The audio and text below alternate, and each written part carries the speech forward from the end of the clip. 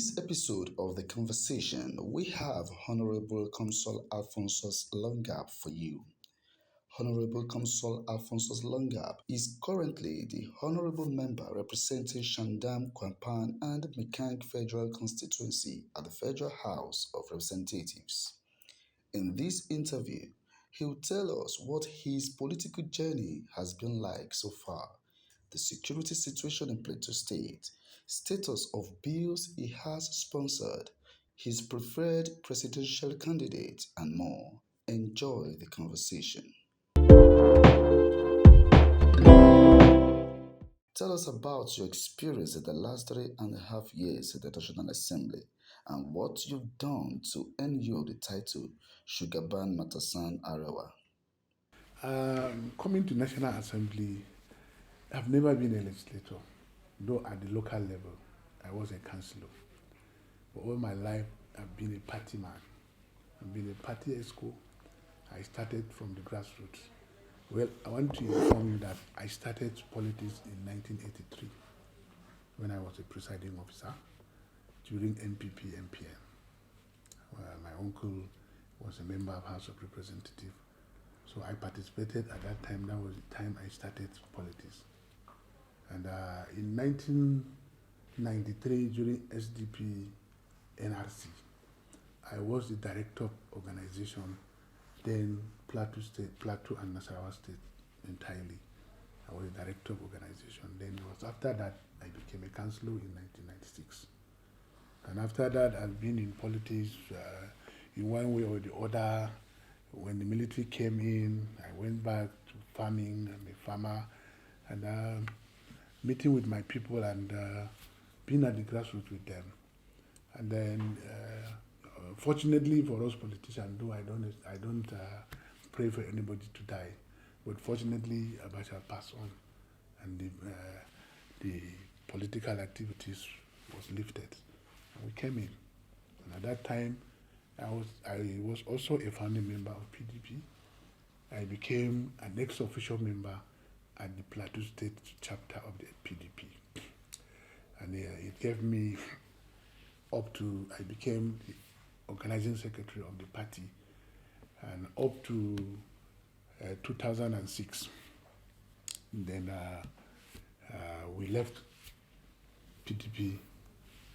You know what happens. There was a problem between our Mabel governor, Chief Joshua Chibidare, which he was our mentor. We were with him, and the party, we defected to AC. That was Action Congress then, and then we went into Action Congress of Nigeria, ACN. I became the secretary of the party at that time. And then when we moved to Labour Party, I became the deputy chairman of the Labour Party. Unfortunately, ACN came in, APC came in.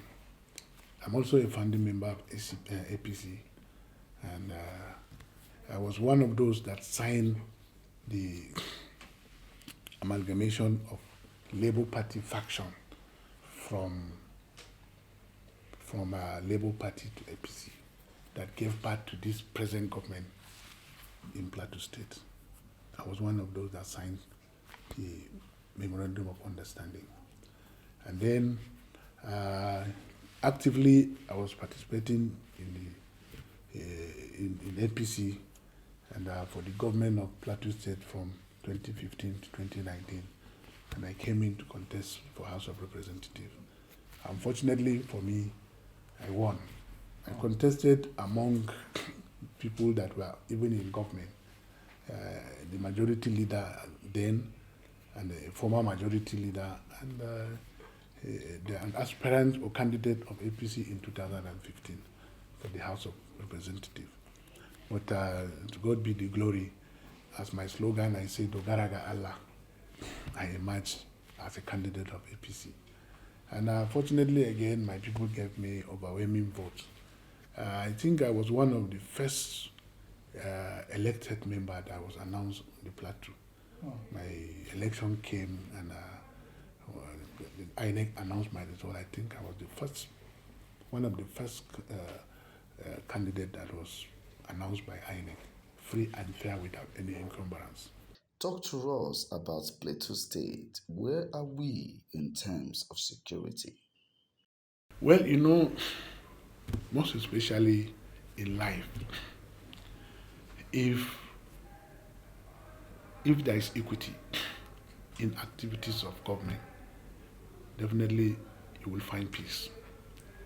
And I want to give it to the governor when he came in 2015, because our campaign in 2015 is for us to unite Plateau State entirely, not to come up with tribal differences and tribal sentiment. Right. And to God be the glory, when he came in, we were able to unite all the tribes on the plateau, and he has been trying his best. Though you cannot wipe out all these things completely, but when you look at it during his tenure up to today, at least it has reduced to a little barely minimum. I told people, I said, even in the developed countries, you find such things, problems will come up one way and the other.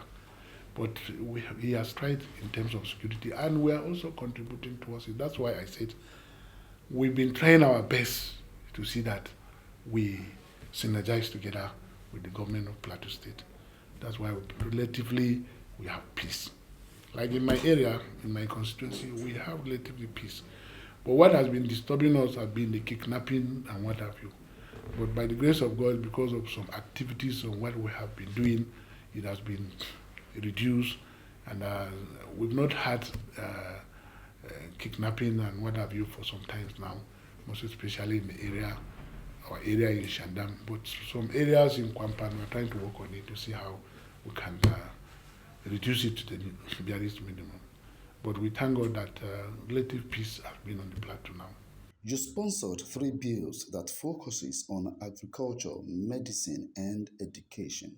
Why was the bills reintroduced, and what is the current status? The rules in the National Assembly is that the moment a bill is not concord with the Senate, either with not concord with the House of Representatives, and a new National Assembly will come in, and then you have to reintroduce it again. And when we came in, the Speaker, in his own wisdom, we tried to reduce the protocol of taking it from the first, second, and what have you. Yes. So I reintroduced it, and by the grace of God, we passed it, and it has been passed.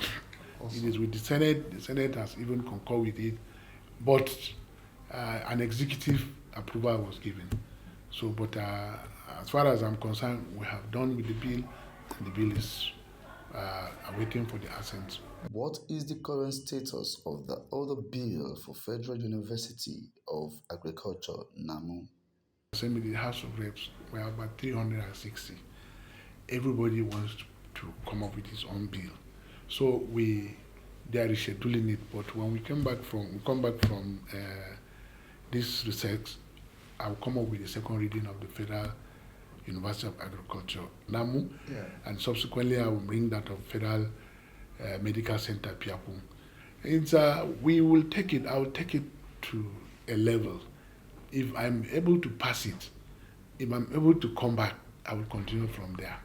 If I don't come back, anybody that comes after me, if he finds out that the bill is important to the constituency, he will continue from there.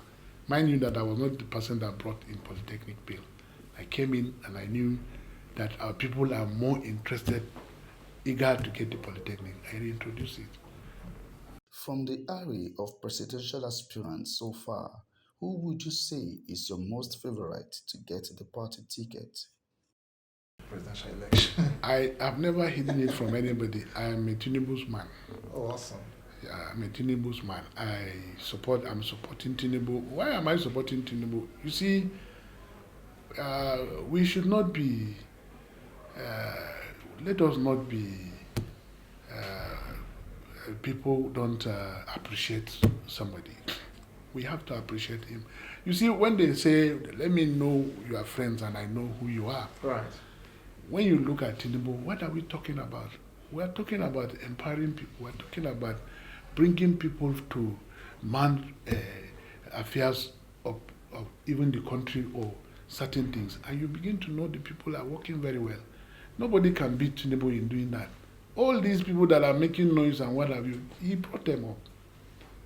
And I feel if we support him, look at what is happening in Lagos. Lagos is a country of its own. I feel if we support Tinubu and he came on board, I feel some people like us too will be brought to a limelight. True. Because he does not segregate whether you come from where and what have you. And for me, I've been following him closely from the time I knew him.